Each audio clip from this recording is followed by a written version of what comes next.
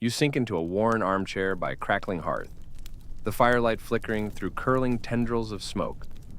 A lazy cat purrs at your feet as night blankets the old village outside. Above, the wood beams groan softly. It's cozy, but something about the stillness feels expectant, as though secrets of the past drift in on the embers. Your eyes grow heavy to the scent of burning oak and spiced wine, but even as sleep beckons, the shadows seem to whisper. They speak in the low voices of tavern keepers and revolutionaries, of wild races and manic auctions. Tonight, you're invited on a journey through history's darker corners, carried on a hum of quiet absurdity.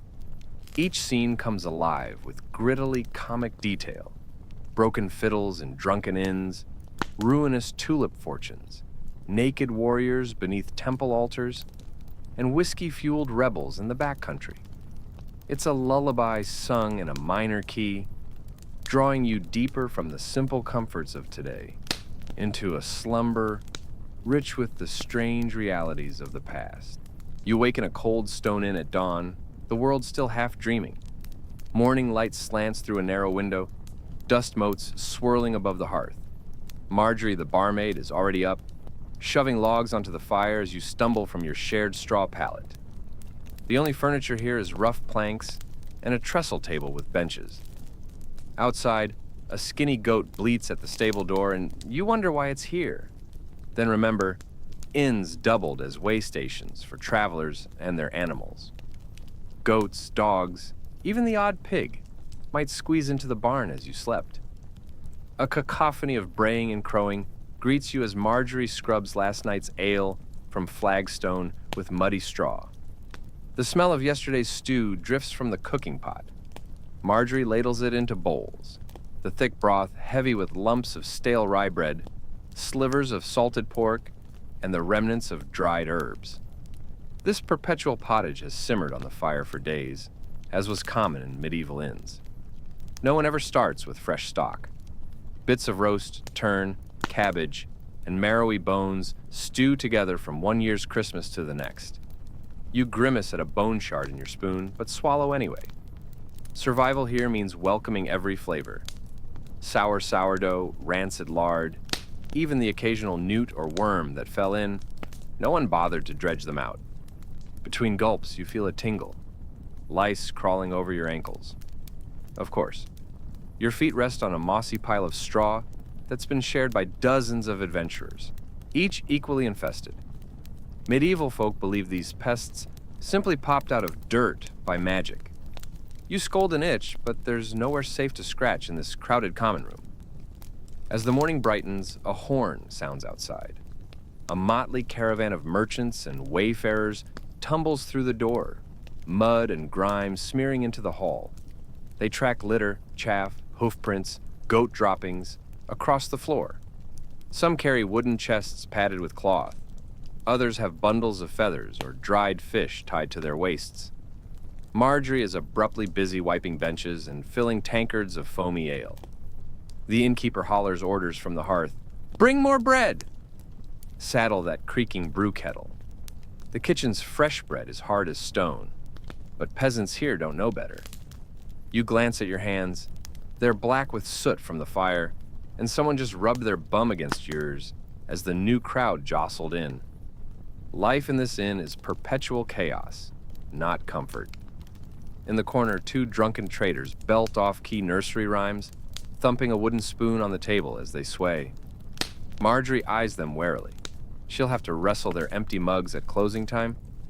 Nearby, a scrawny gray cat basks in a sunbeam, face dabbed with last night's gravy.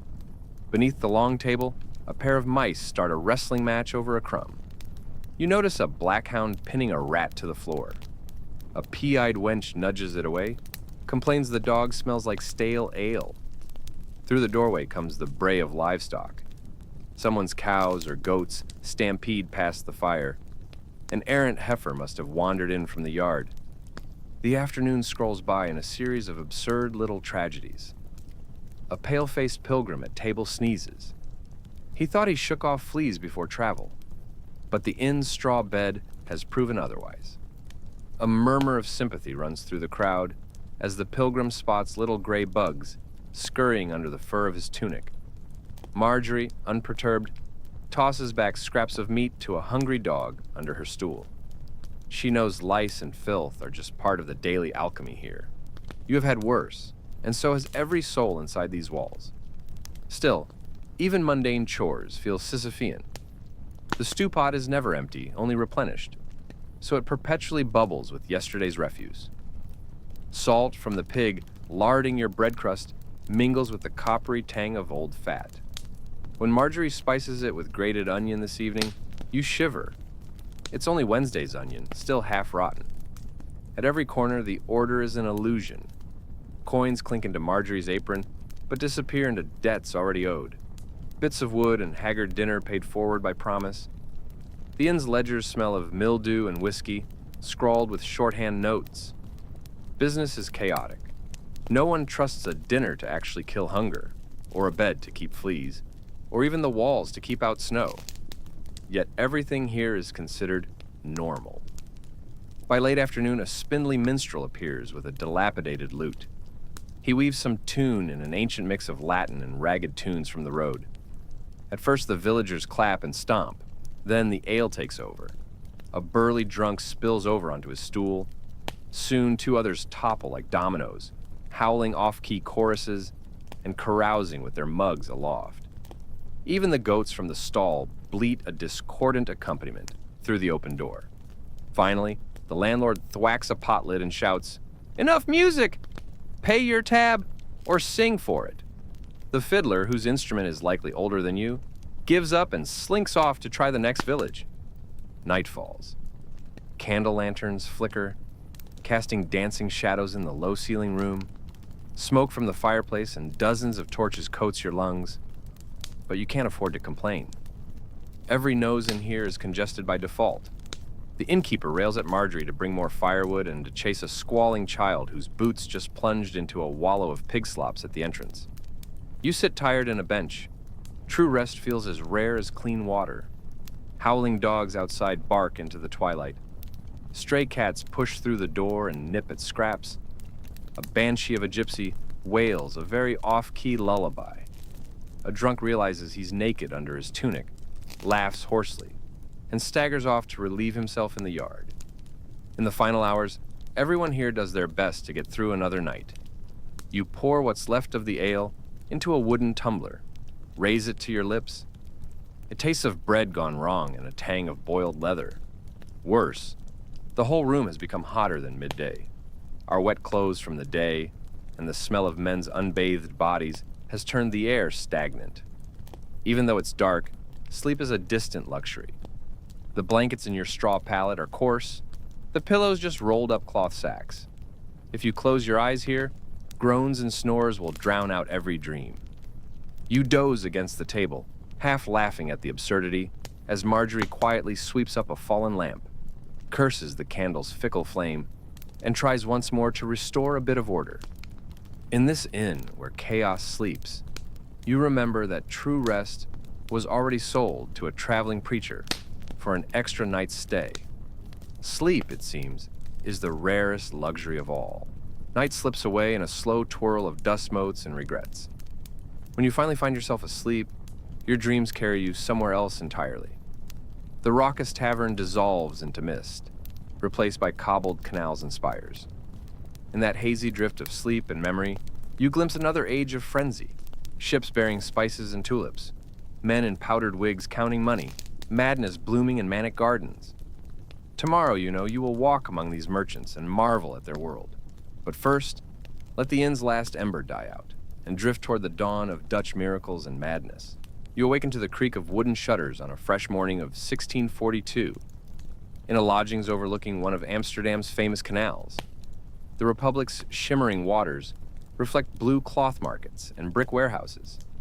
In the distance, gulls wheel above the tall masts of laden merchant ships.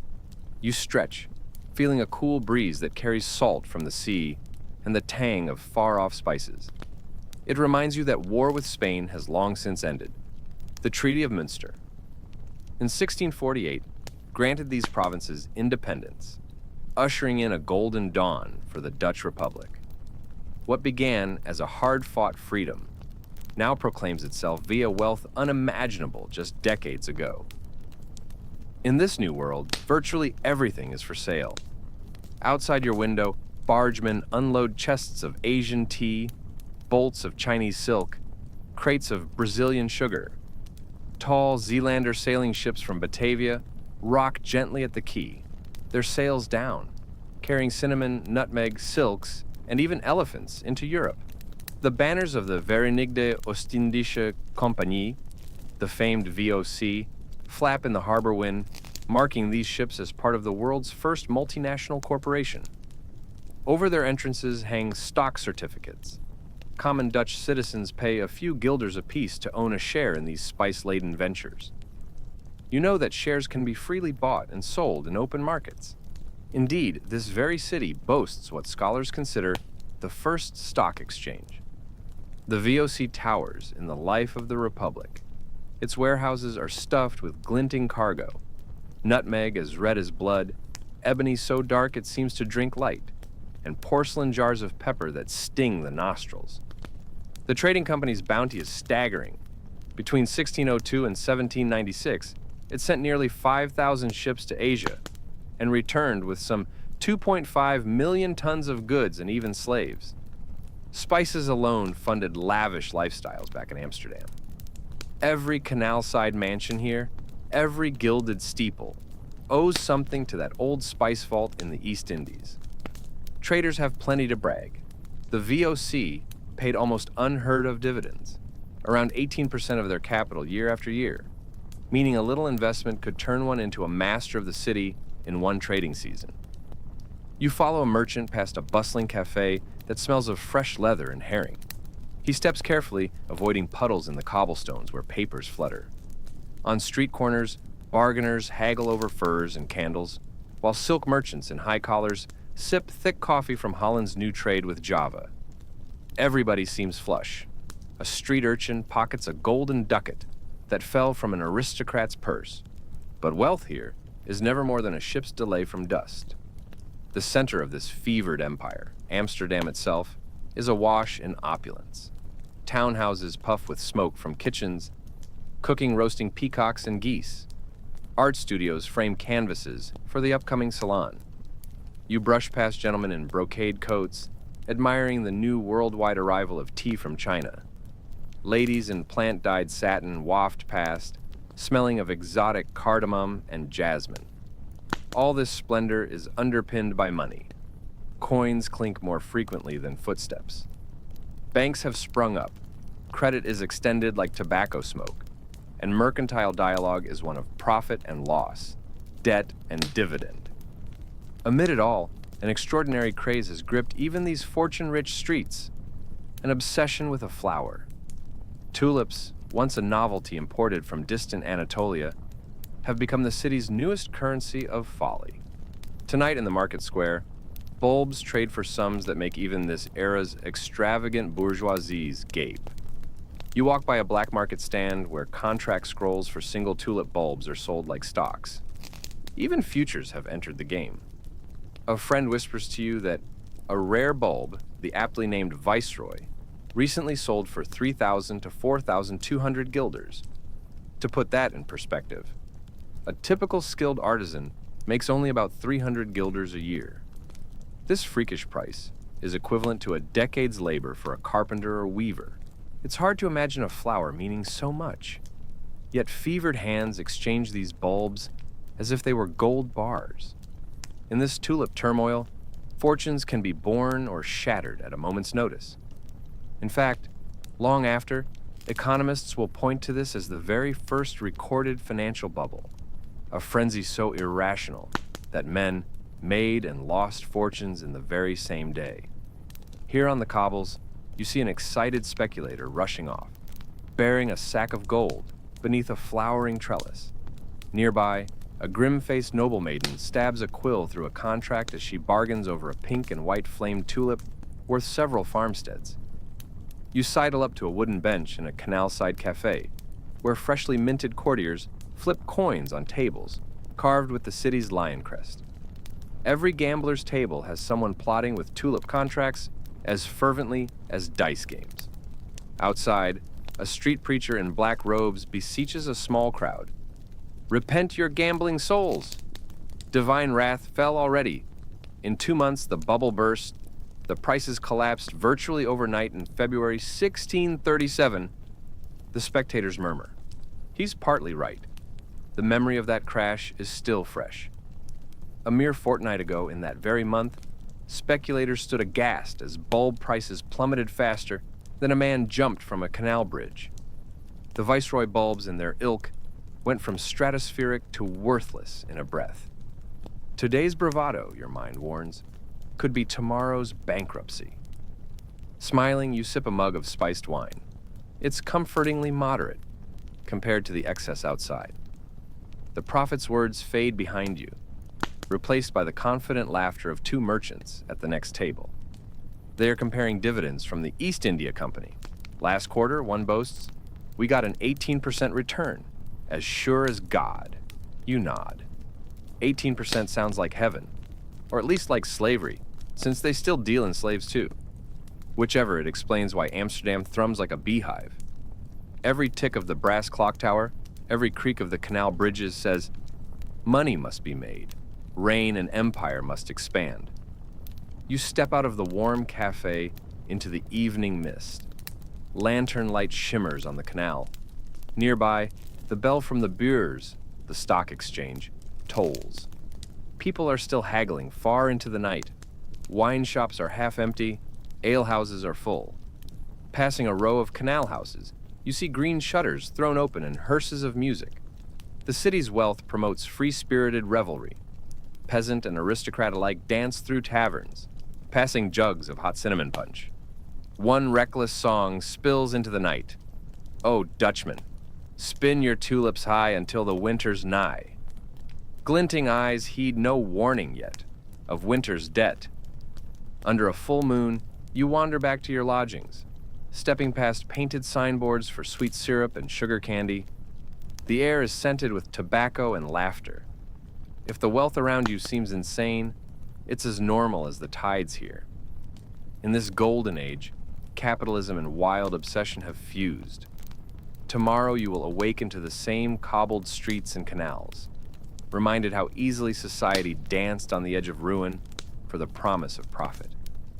And yet, for now, at least, the dream of riches is warm and tantalizing as a velvet bed. You roll up the covers. The lullaby of water lapping against ships cradles you to sleep. Tulip mania and spice trade safekeeping your dreams. The scene blurs as your consciousness drifts southward from Amsterdam's canals.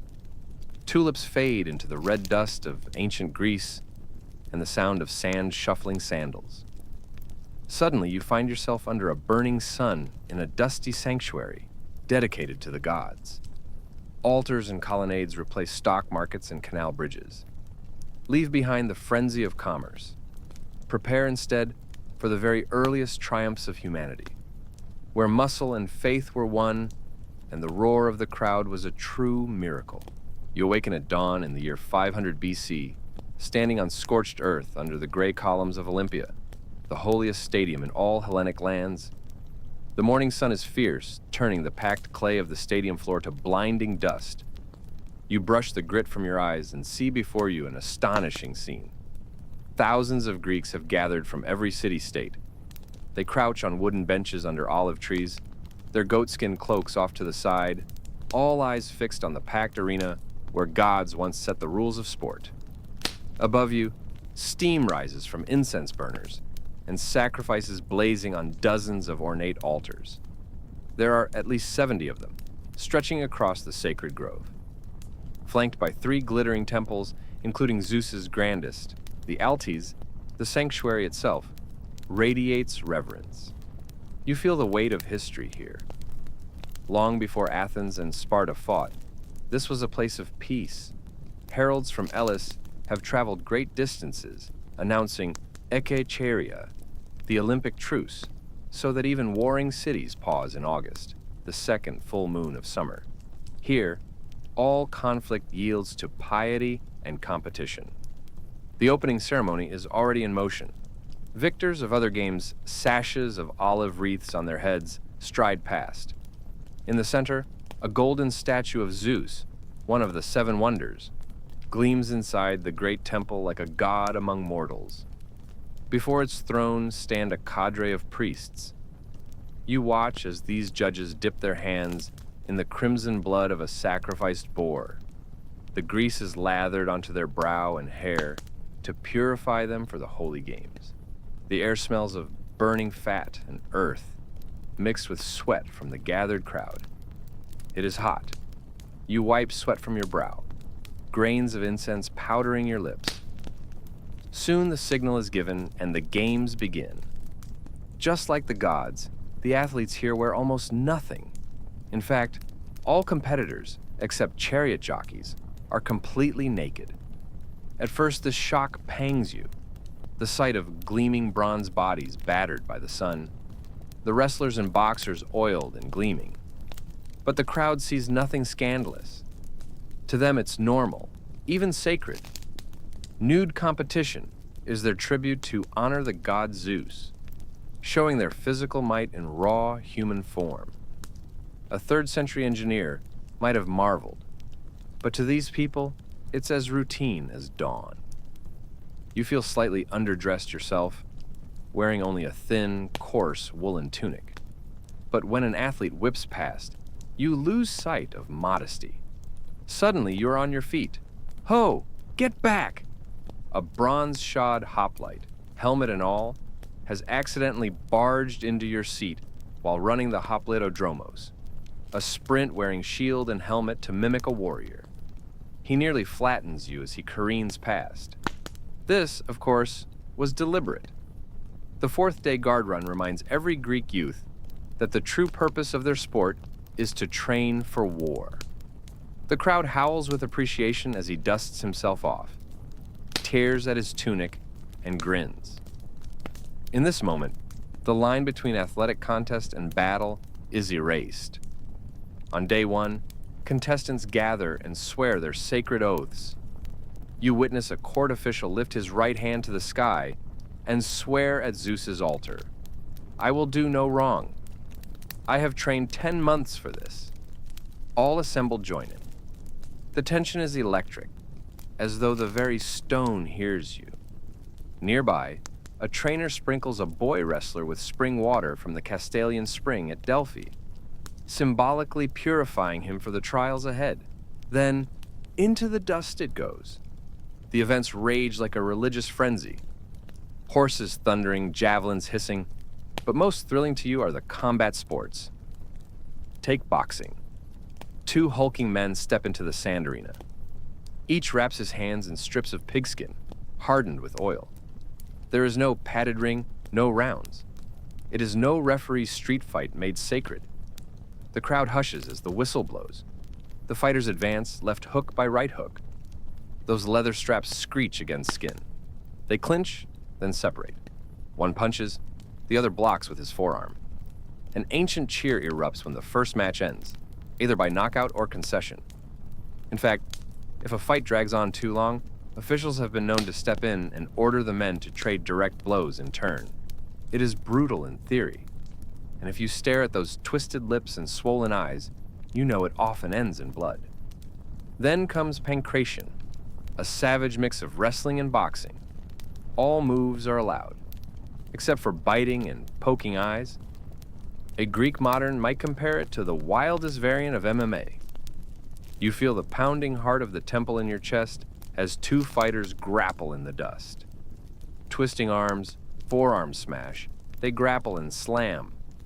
One breaks his opponent's leg in a sickening snap, forcing a scream that looks relieved beyond relief as victory. Nearby, 15 others have already toppled in 2 minutes of mayhem. The roar of the crowd makes the whole Altis tremble. Even the stoniest statues seem ready to cheer. Between contests, sacred rituals renew your odd mix of awe and absurdity. Hundreds of white oxen are led into the grove to be slaughtered for Zeus's feast.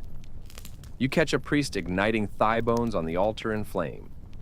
This is Zeus, the averter of flies, hoping that even fiery smoke cannot bring a single insect into the sanctuary.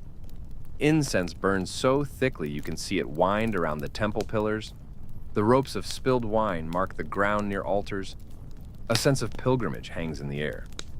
For all the violence, the games are equally pageantry. Poets recite epic verses from perched stone platforms, and a bard's lute trills above the clamor. You even notice jugglers and acrobats wandering through, performing drunkenly to unsettle the attendees, or perhaps testing the limits of piety. Everywhere, vendors hawk wine, olives, figs, and spongy honeyed cakes. The smell of roasting goat on skewers drifts continually. Men splash water from basins over their faces. Women fan themselves with wreaths of olive branches. The stadium itself is a ring of smiles, sweat, and dust. When the stadium foot race is called, you stand at the top to watch. 100 men line up at the starting chalk. They had placed it here ages ago, they say, at the very sprint begun by Hercules himself. Huddled children chant. Elders pray to Zeus's statue, standing silent overhead. The starter plucks an olive branch from a victor's wreath to wave, then throws it down. They dash. Your foot pounds the ground with them in spirit, each stride raising choking clouds of ochre powder. At the far end, a second olive tree marks the finish. The first to reach it receives a crown of sacred wild olive.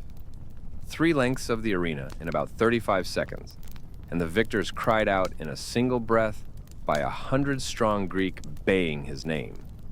The runner bows to his laurel-crowned king, wiping sweat that stings like tears in his eyes. Night always finds the sacred circus burning bright. In one final delirium, the champions are paraded back to their homeland on 4-horse chariots. Back home, they become demigods overnight. Statues in their hometowns, banquets in their honor, tax-exempt golden tombs for one hero who wins 4 times in a row. Here in Olympia, you sit exhausted but exhilarated. The final banquet is held under flickering torches, and stories of the day's glories and horrors mingle with wine. When it is over, you collapse into sleep on a pile of sheepskins. The stones of the altar soothe your back. In your dreams, you carry a golden wreath and stand barefoot before Zeus himself. Night stretches its long, silent veil and carries you onward. The shouts of the Olympic arena fade into dreams of distant forests and flickering campfires. When you finally awaken, you're in a log cabin pathed by lantern light, in another age again. The dust and sweat of Olympia have given way to the salty tang of frontier whiskey and the dank smell of maize mash. The clatter of hooves and distant thunder is replaced by the hoot of an owl outside your window and a summer cicada's drone. Get ready. From naked blood sport to distilled rebellion, the last act awaits, in a new world where something as humble as corn can threaten the very order of a nation. It is a hot summer evening in 1794. You sit on a rough plank porch of a homestead on the wild western frontier of Pennsylvania. Above you, the June moon hangs thick in the humid sky. Fireflies flicker in the shadows of cornfields. The air smells of barley, rye, and fermenting mash. In the yard nearby, a copper pot still bubbles away, casting wisps of sweet vapor into the night. Tonight, like every night, whiskey is being made. Not just any whiskey, but the lifeblood of this land. You sip a small tankard of the amber spirit. It's strong and pungent with new-cut grain. It tastes like livelihood. Yet this isn't a simple settler's cabin. You feel the strain in the tight knot of fellow settlers who stand around you, whispering. Since last winter, there has been talk of a new tax that has soured spirits. In January 1791, Treasury Secretary Alexander Hamilton insisted that to pay off war debts, an excise tax must fall on all spirits distilled in America. President Washington and Congress, eager to prove the new federal government could handle its accounts, quietly passed it. But in these parts, that word, excise, set off alarm bells. To you and your neighbors, whiskey isn't a luxury, it's currency. Big planters down east may have struggled to afford this tax, but large producers can pay a tiny per-gallon fee with barely a burp. Out here, however, we don't have easy roads or city markets. Every farmer grows corn, rye, barley, heavy, bad to ship. Instead, you convert your surplus grain into whiskey. A saddle of whiskey can cross mountains and leave something for the cowhand. It's how frontier folk make ends meet. The tax feels like having your money stolen. In fact, the very documents note that Western farmers relied on distilling their grain into liquor because it was far easier to transport and sell. Now, the government says 9 cents a gallon, and only gold coin will do. It feels like a punch to the gut. While today you pretend all is peaceful, rumblings have been heard in taverns and around campfires, whispers of no taxation without representation and George can take our muskets but not our whiskey have started to circle. The next morning, an impatient group moves. They spare no ceremony. Messengers knock at the doors of tax collectors. You hear the results when the sun sets. A tavern near Pittsburgh erupted. Rebels tarred and feathered one of the hated inspectors, stripped him naked, and whipped him out of town. John Neville, the regional tax supervisor, has even had his home burned. A black cloud of smoke in the valley as word spreads. Tonight the men cluster by the firelight outside your cabin, tomahawks and rifles resting close by. Some sharpen bayonets. They swap the latest news. Congress has made enemies of all of us. Hamilton's face, or rather his spinning head on the new silver dollar, is now a villain in every cornfield. The whiskey tax isn't just about whiskey, the farmers argue. It's about who holds power. Many chant that a handful of Eastern elites are using the law to bully the rural masses. In quiet moments, fathers cradle crying babes, unsure how to feed them. You recognize the anxiety in their eyes. Risk defying the government and hang like traitors, or quietly watch your farm slip under debt if you can't pay. At dawn, news arrives. President Washington has had enough. Under the new Constitution, ratified only a few years ago, he decides to personally lead a militia to enforce the law. Soon, maybe by early fall, he'll gather nearly 13,000 troops drawn from militia units of several states. You mark it on a gnarled oak door with a charcoal X. 13,000 troops, you murmur, thinking the echoes could be a shot heard round the world. A clerk in Philadelphia panics and prints that the Constitution is being tested. Bushwhackers and woodsmen prepare. Here in the hills, rebellion feels righteous. Men sharpen buckshot cartridges by hand. In taverns, some young hotheads start dueling on principle. Farmers pledge to submit to no alien government that doesn't recognize their value. But you also see fear, grandparents and children hiding away. Some elders recall the revolution. They quote Patrick Henry, wondering aloud, is this tyranny or still the experiment we fought for? Spring months later, when the militia actually arrives near Pittsburgh's outskirts, you run through the dark woods with a skein of fugitives. But it hardly comes to blows. The mere sight of the president and his loaded cannons is enough. By the time they reach town, the whiskey rebels have melted away like smoke. Some write that the survivors dispersed quietly, heads down, leaving just a few hundred to be rounded up. Some pardoned later. You watch from a hillside as Washington's campfires burn bright on both sides of the river. Powdered soldiers march beneath your tree line, cautious but strong. After all their talk, here's the might of the new United States, and no one has fired a musket. In the aftermath, whispers even hint at regret. You learn that 2 rebels were tried for treason, found guilty, but then immediately pardoned by Washington himself. The levy is withdrawn quietly. In 1802, it is repealed under the next administration. But something has permanently changed. This standoff was more than a tax squabble. It was the test of the Constitution. Historians will note that the Whiskey Rebellion is considered one of the first major tests of the authority of the newly formed U.S. government. In the flicker of campfire glow, you realize you witnessed something enormous. Here, far from Boston or Philadelphia, The young republic proved its mettle. You raise your final sip of rye whiskey to the night sky. The Constitution has survived, though only just.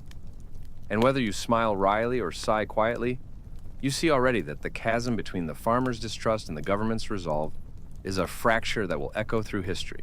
Dawn eases you back to safety. You stir in your own modern bed as birds call through open windows. In the hush of morning, the ghosts of those chaotic nights vanish.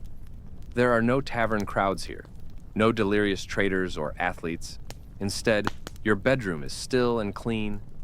You realize the only riot now is in your calm heartbeat. The world you leave behind, lice and straw, candles for light, bazaars of tulip bulbs, oratory at Zeus's altar, frontiermen with muskets, is gone. Yet you carry it all with you. Each detail of disorder, each moment of absurdity, has become a strange comfort. Because now you know the ancient truth. Chaos has long been humanity's bedfellow. But sleep, real sleep, is safest in the world we built after it. Close your eyes, breathe the present air. The inn's crazed night, the golden age madness, the naked blood-soaked games, and that embattled tax revolt. Let them all fade. You made it through. Tonight, under this quiet blanket, you rest untroubled. The past can only disturb if you let it. Remember instead, by each morning's first light, the survivors among you found peace. Now, you find yours.